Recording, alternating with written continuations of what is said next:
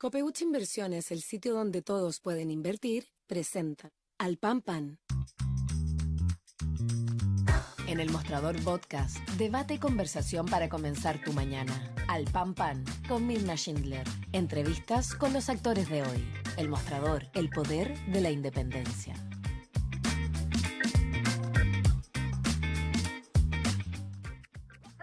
Muy buenos días, comenzamos un nuevo capítulo de Al Pan Pan aquí en el mostrador.cl y como siempre les cuento que en el siguiente bloque vamos a estar conversando con el ministro de Justicia, Luis Cordero, porque tenemos muchos temas, pero por de pronto lo que está pasando naturalmente con la Corte Suprema, los plenos, tiene un pleno ahora el miércoles, porque claramente las revelaciones de chats entre políticos, jueces, movimientos para designar notarios y ahora último, lo que afecta particularmente a la magistrada Ángela Vivanco a partir de revelaciones de chats entre su marido y el fiscal Carlos Palma, ofreciendo aparentemente un doctorado, dejarlo en la Fiscalía Metropolitana Centro Norte en reemplazo de Javier Almendares cuando él estaba en carrera por la Fiscalía Nacional. Bueno, todo aquello, por supuesto, que ha generado alarma. La magistrada ha dicho que aquí lo que hubo fue un exceso de buena fe, pero hasta ahora las explicaciones no son suficientes. Así que vamos a estar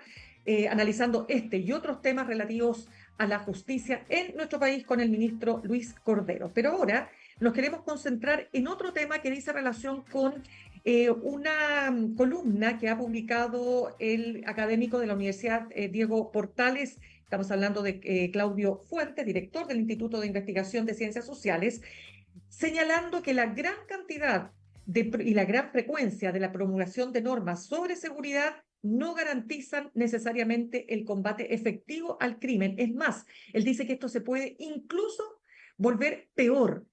¿Es así realmente? ¿De qué se trata? Se lo preguntamos directamente a Claudio Fuentes. Claudio, ¿cómo estás? Muy buenos días y gracias por estar con nosotros en el programa.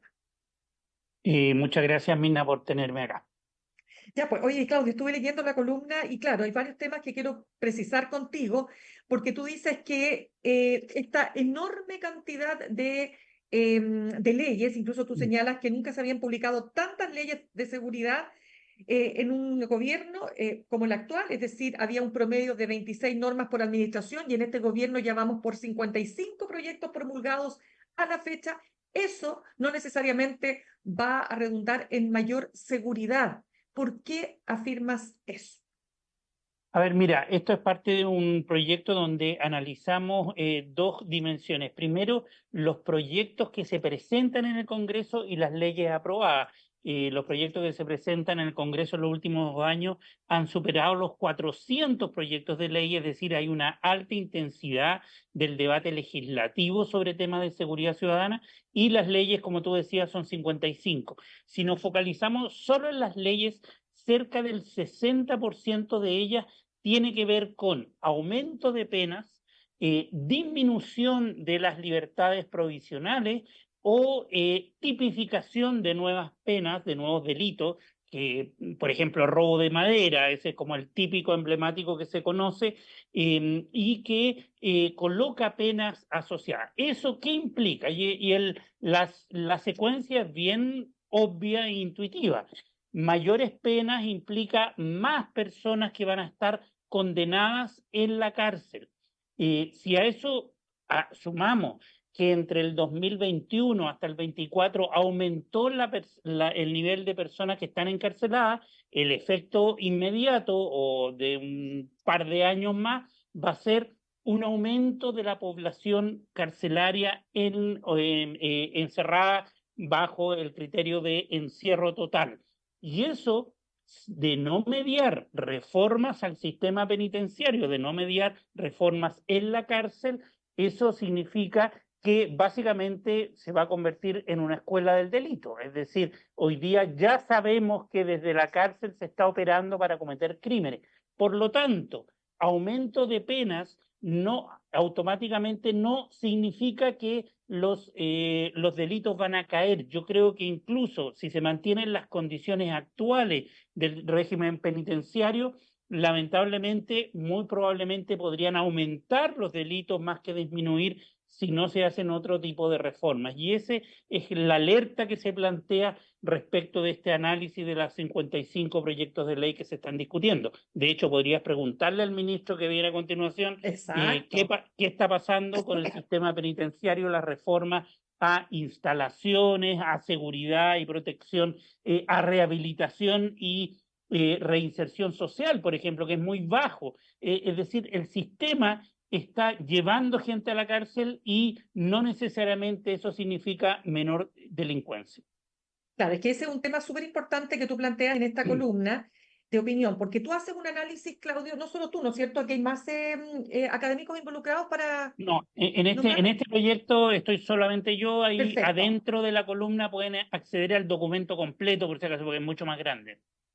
Perfecto, mira, es que tú haces varios temas acá que son muy importantes, vamos a ir por parte, pero para hacer un resumen, tú dices que por un lado aquí hay una presión política, naturalmente, por dar señales muy claras de mano dura, pero que lamentablemente, ojalá así fuera, pero que lamentablemente la mano dura no va necesariamente de la mano de menor delincuencia, por un lado, pero además hablas del tema de penitenciario, hablas de las policías, hablas del Ministerio Público, hablas del sistema penal, es decir, hacen un análisis de todos los factores que están involucrados para que esa mano dura o esas penas tengan el efecto deseado. Entonces, vamos primero por el sistema penitenciario, porque estamos viendo acá, por ejemplo, estábamos viendo un caso súper terrible, no tengo el detalle justo, pero de un secuestro, ¿no es cierto?, qué sé yo, y que todo esto era comandado por un señor dominicano que estaba en la cárcel. O sea, hemos visto cómo las cárceles, más allá de si son escuelas del delito, son centros del delito. Entonces, partamos por ahí. Totalmente. Claro, efectivamente, yo creo que acá hay, como tú señalas, el problema de reducir el delito es sistémico, involucra varios actores y como tú bien lo señalas, un actor de ellos es el sistema penitenciario. Para eso, ¿qué requieres? Requieres primero asegurar que en la cárcel no se van a reproducir las redes de delincuencia. Segundo, no se van a cometer delitos, es decir, lo que se llama el encierro total que efectivamente se dé. Y tercero, que haya reinserción y rehabilitación una vez que ya cumpliste la pena. Cuarto, podrías agregar otro tema que tiene que ver con las medidas alternativas, porque no todos están en régimen de encierro. De los 115.000 personas que están en el sistema carcelario, la mitad está en régimen de encierro total y la otra mitad cumple penas alternativas. Por lo tanto, tienes que regular eso también. Entonces, el sistema carcelario en sí requiere todas esas dimensiones. Por ejemplo, hay un tema que el gobierno ha planteado, que es que permitir que no se utilicen celulares dentro del sistema y tener una red de bloqueo de celulares. Bueno, eso tiene que hacerse eficiente, tiene que generarse además que no exista tráfico de chips para permitir saltarse el bloqueo, por ejemplo. Entonces, hay una serie de medidas que tienes que tomar respecto del sistema carcelario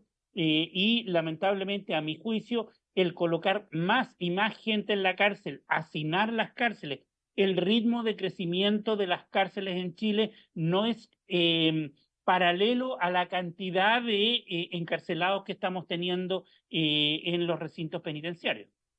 Claro, o sea, en el fondo, si no hacemos una reforma a las cárceles, lógico que va a ocurrir es que vamos a seguir teniendo un hacinamiento con todas estas implicancias, pero tampoco uno ve en el corto plazo que eso se vaya a resolver. O sea, ahí ya tenemos un problema, ¿no? Totalmente, ahí hay un problema porque claramente eso implica recursos. ¿De dónde salen los recursos? Eso implica decisiones estratégicas de cómo funciona el sistema de justicia en relación al sistema penitenciario y eso nos lleva a otro problema, que es la segunda dimensión, que tiene que ver con la investigación criminal. Un gran problema que enfrenta hoy día el sistema es que los investigadores criminales, es decir, el Ministerio Público, no cuenta con el personal suficiente. Ese es un problema porque están sobrepasados con casos que están investigando, pero además falta capacidades, llamémoslas técnicas, para descubrir los delitos. El gran problema es que una vez que ocurren los delitos, tú no pillas a los delincuentes. ¿Por qué?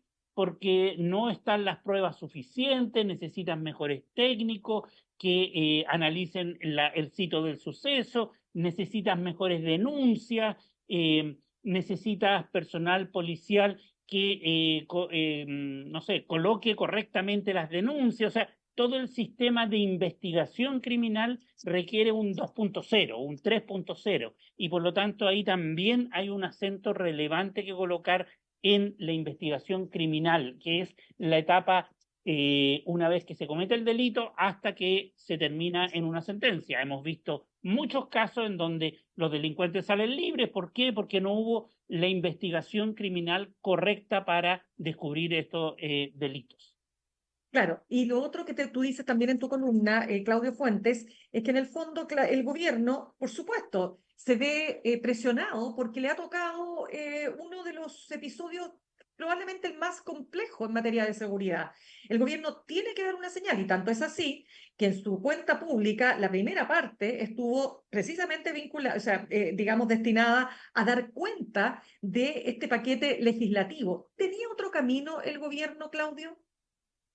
Yo creo que no. Primero porque no tiene el apoyo político, es decir, este es el gobierno que menos apoyo político, medido en términos de asientos legislativos, tiene desde el retorno a la democracia. Es decir, es la coalición de gobierno más minoritaria de todas las coaliciones de gobierno que han gobernado Chile desde el 90 en adelante. Y por lo tanto, la posibilidad de aprobar leyes depende más de la oposición o de las oposiciones que existen en Chile más que del propio gobierno. Por lo tanto, ese es un problema material que tiene que enfrentar. El segundo problema es que es la opinión pública, lo que tú planteabas, es decir, hay una presión social por el camino fácil, llamémoslo. El camino fácil es aumentar las penas, ver más gente en la cárcel. El problema es que eso no es la solución al problema. Acá tenemos que enfrentar una serie de condiciones asociadas a la investigación, a la detención, a lo que ya recién hablábamos.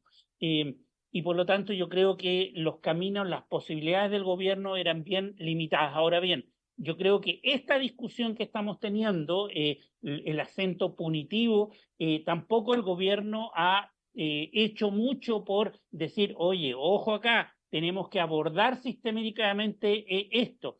Ese es el problema del debate político. Creo que en la agenda que viene, porque acá hubo una nueva agenda que recién empezó y que se va a aprobar de aquí a marzo del 2025, hay más preocupación por los temas institucionales. Se colocó el tema de la inteligencia, se colocó el tema del Ministerio de Seguridad, o sea, se colocan esos temas. Yo creo que hay un énfasis un poquito menos punitivo, pero ya con el conjunto de proyectos que se han aprobado, yo creo que va a haber una fuerte presión al sistema, particularmente penitenciario, y eso va a tener un cuello botella en 2, 3 años más, a mi juicio. Tú dices que resolverá esta estrategia los problemas de delincuencia, es que quiero insistir en eso, porque tú dices, más penas es igual a menos delitos, porque eso es lo que espera la gente. Si la gente lo que quiere ya, ok, pónganse de acuerdo en el Parlamento, los políticos, el gobierno, pero lo que queremos ver en nuestros territorios, en nuestras calles, en nuestros barrios, menos delincuencia. Y esta es la gran pregunta. ¿Eso logra ser percibido? Porque hasta ahora la sensación que uno tiene es que la gente no logra percibir que todas estas aprobaciones están teniendo efectos prácticos. ¿Me equivoco? Efectivamente, yo creo que acá hay que mirarlo de distintas perspectivas. Uno, ponlo desde el punto de vista de quién va a cometer un delito. ¿Tú crees que el que está cometiendo un delito está leyendo el Código Penal y mirando qué pena voy a tener por la comisión de un delito? No, no lo va a estar haciendo. Segundo, la probabilidad de ese delincuente de ser capturado es muy baja. Y por lo tanto sabe que está funcionando bajo seguro. En la medida en que tú mejoras las condiciones de prevención de esos delitos, obviamente el riesgo va a ser mayor. Eso es lo que nos está poniendo atención. Por ejemplo, mayor personal policial en la calle. Eso es prevención. y por lo tanto eso debiese ser parte de la agenda. Eso se ha tomado recién en los últimos proyectos de ley aprobados. Por ejemplo, la investigación criminal. Si el delincuente sabe que efectivamente cometo el delito y termino en la cárcel, efectivamente va a pensarla dos veces. Eso hoy día no está ocurriendo. Y finalmente, desde el punto de vista de lo que tú hablabas, la seguridad ciudadana. La gente piensa y percibe que efectivamente estas normas, así hablan, de hecho se habla de 55 leyes, pero tú le preguntas, a ver, menciónenme una. Yo creo que va a ser muy difícil que te mencionen una. ¿Por qué? Porque no se ha vinculado la aprobación de estas leyes con cómo me afecta en mi vida diaria. Hay leyes que sí afectan en la vida diaria. Por ejemplo, el que te mencioné, la norma que se aprobó sobre temas de robo de madera, efectivamente en el sur ha tenido un impacto. Ahí hay un caso concreto en donde se ha logrado y ha mejorado mucho más la persecución del delito del robo de madera. Antes no estaba ni siquiera penado, no estaba incluido, y eso efectivamente está generando ese es un caso, por ejemplo, emblemático de un buen sistema de punitivo respecto del robo de madera, pero eso no es la norma respecto de todas las leyes que se están aprobando. Y todos estos temas que tienen que ver, Claudio Fuentes, con la calle sin violencia, el que se pueda, claramente el presidente lo decía en su cuenta pública, ¿no es cierto?, haber más dotación de carabineros. Pero hablemos de lo concreto, el plan Calle sin Violencia, de lo que tú has podido observar, ¿ha tenido resultados? A ver, efectivamente yo creo que donde se aplica ese programa está centrado en un aspecto particular que tiene que ver con bajar las tasas de homicidio.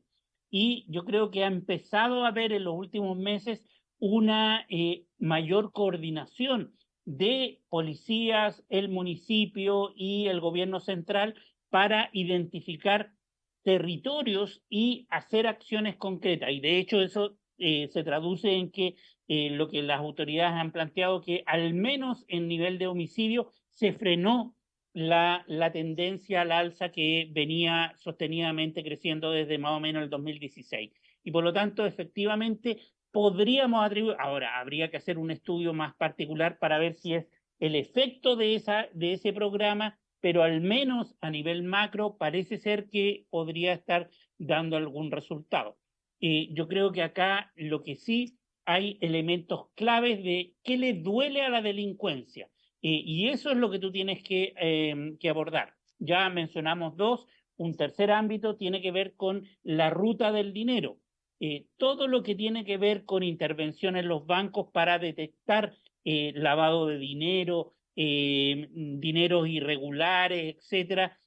Todo eso es fundamental y eso también está pendiente en la aprobación de proyectos de ley. Entonces, hay temas que le van a doler mucho más a las redes de crimen organizado y que no se están abordando. Y el último, que tiene que ver mucho con el programa Calle Sin Violencia, es la disponibilidad de armas en la calle. Tú tienes que controlar la cantidad de armas. Y un ámbito fundamental de eso, por ejemplo, es la trazabilidad del uso de armas de parte de las policías. Eso es fundamental porque hay, y hemos visto en las noticias, tú no sé si has documentado eso, hay casos donde las armas pasan de la policía o de las Fuerzas Armadas a las redes de tráfico ilegal. Y eso implica una mejor trazabilidad de dónde se están usando esas armas. Fíjate que hay un artículo que publicó el diario británico Financial Times que dice básicamente lo siguiente, que la llegada de las bandas venezolanas sacude al país más seguro de Latinoamérica y que la falta de competencia criminal y la relativa riqueza de Chile lo hicieron un destino deseable para estas bandas, ¿no es cierto?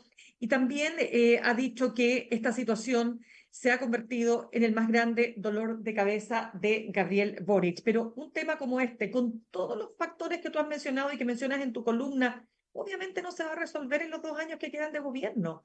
Y tampoco se observa, digamos, una capacidad de todo el espectro político para lograr efectivamente tener una mirada común, entendiendo aquí es donde efectivamente hay que tener, hay que llegar a acuerdos. No sé si tú tienes una visión distinta de cómo está esa situación particularmente, ¿no? Eso yo creo que es lo que tú planteas es fundamental. Acá tiene que haber un consenso político respecto de, llamémoslo, de un piano, qué teclas tocar.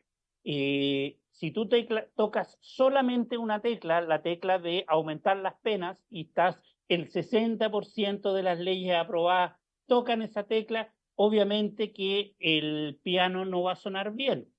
Además de que no funciona tocando una sola tecla, tienes que hacer la armonía completa. Y ese es el objetivo. A mi juicio, mi preocupación central es que a nivel político del Congreso, más que del gobierno, del Congreso, no se está abordando y mirando qué es lo que se está aprobando. Se está como en una lógica muy de coyuntura. Viene un caso de, no sé, robo de madera, vamos con el proyecto de penalizar el robo de madera. Después viene un caso de secuestro, vamos con el proyecto de secuestro. Yo lo que digo es, está bien, hay que normar ciertas tipificaciones de delitos nuevos, pero no puedes desatender otros aspectos. Por ejemplo, te voy a mencionar un caso de que ahora viene la aprobación de las famosas RUF, las reglas de uso de la fuerza. Tú le puedes dar mayor certeza a cómo se usa el uso de la fuerza de la policía en la calle. Es decir, estás empoderando a la policía. La experiencia comparada una y otra vez muestra que si aumentas el grado de poder de la policía para el usar la fuerza, van a producirse excesos. Y por lo tanto, lo que requieres en paralelo es aprobar normas de control, de supervisión del uso de la fuerza.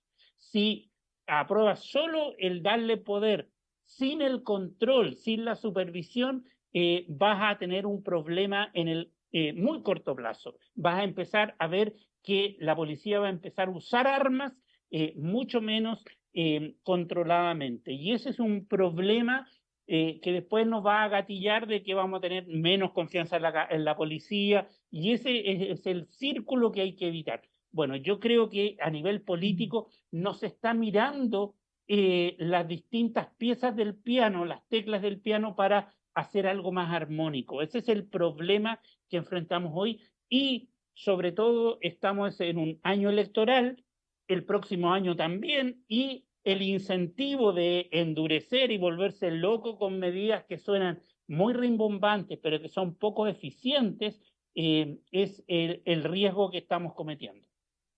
Claro, hay un tema súper clave y que, bueno, vamos a estar también conversando con el ministro de Justicia en un ratito más. Quiero pasar a otros temas, Claudio Fuentes. Conversamos con el analista político y director del Instituto de Investigación de Ciencias Sociales de la Universidad Diego Portales, porque me interesa ver lo más o sea, me interesa preguntarte, ¿cómo has visto al presidente Gabriel Boric enfrentando una serie de elementos a nivel internacional? Ya lo veíamos, ¿no es cierto?, con el tema Ucrania. Ha tenido también ha hecho varios puntos respecto del avance de la ultraderecha en Europa y en el mundo. Tenemos ahora el tema con su embajador, el embajador de España, es decir, de Chile en España, que es su amigo directo, Javier Velasco, etcétera. Lo que pasó ahora, por ejemplo, en el Estrecho de Magallanes, ¿no es cierto?, con estos paneles solares instalados raramente por Argentina. ¿Cómo lo has visto? A ver, en términos generales yo creo que fue una buena gira internacional. Tiene temas que lamentablemente no han aparecido en la prensa mucho, de ciencia, educación y tecnología, innovación, toda esa agenda en Suecia, en Suiza, en Alemania, en Francia, bien interesante, sobre todo lo que hizo en los países nórdicos. Creo que ese elemento es destacable. Segundo, llegar a sentarse en la mesa en la declaración respecto de la paz en Ucrania, sentarse en la mesa con los grandes líderes, es relevante para la política exterior chilena. Chile es un país de estatura pequeña, es decir, este es un país pequeñito a nivel internacional. A ver, puesto así como en simple, si desaparece Chile en el mundo no va a pasar nada. En cambio, si desaparece Estados Unidos o Rusia o China, pasaría mucho. ¿Por qué? Porque somos poco relevantes. Sin embargo, tenemos una estatura mayor a la relevancia que tenemos. ¿Por qué? Porque hemos construido una política exterior relativamente coherente a través del tiempo. Y eso es lo que me temo que se ha perdido en el último tiempo. Por eso los principios de derechos humanos, de resolución pacífica de conflictos, de gobernanza global son relevantes. Los chilenos, embajadores en posiciones de poder a nivel internacional, siempre han tenido una postura coherente y eso es bien transversal. Y eso, a mi juicio, se ha ido perdiendo. Y por eso recuperar esa estatura yo creo que sería central. A mi juicio, lamentablemente, la política doméstica se ha comido a la política internacional, que usualmente era muy destacada, muy coherente y muy de lo que se llama política de Estado. Eso es lo que mayormente a mí me preocupa. El caso del Partido Comunista respecto de el presidente, el caso de Kast criticando la gira, o sea, todos esos elementos que vienen desde los extremos han debilitado las posturas internacionales del gobierno de Chile. Pero cuando tú hablas de que se ha debilitado, tiene que ver también con estos errores o estas expresiones de falta de experiencia también, como lo que se ha visto en el caso del embajador de Chile en España, Javier Velasco.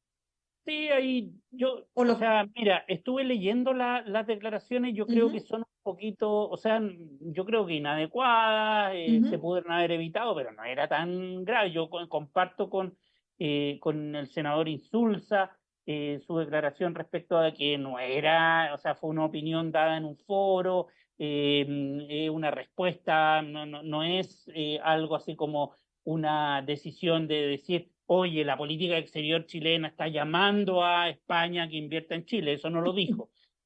Por lo tanto, pero sí, a mi juicio, hay falta de experiencia en ese sentido. Un buen embajador es aquel que no genera ruido, que no genera comentarios, que hace su tarea diplomática sin generar este tipo de situaciones de debates políticos, pero sí, comparto contigo que es algo de inexperiencia. Ahora, yo creo que acá los temas más centrales tienen que ver con, por ejemplo, toda esta tensión entre el Partido Comunista y el presidente respecto de su posición sobre Ucrania. Eso ya es política internacional, definiciones sobre alianzas, sobre la relación que va a tener con la OTAN, que va a tener con Europa.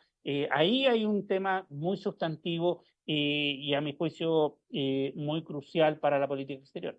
¿Y eso qué representa para ti? Porque, claro, siempre estamos viendo que cada cierto tiempo, mira, Lautaro Carmona es súper respetuoso. Entonces, así, al mismo tiempo como su partido saca esta declaración después de este evento importante, esta cumbre, donde el presidente juega un rol, como dices tú, igual dice, no, pero el dueño de la diplomacia, más o menos, es el presidente de la República y somos respetuosos de aquello. Pero, sin embargo, objetan la cumbre misma. Entonces, ¿qué Sí. pasa ahí? ¿Cómo observas esa tensión?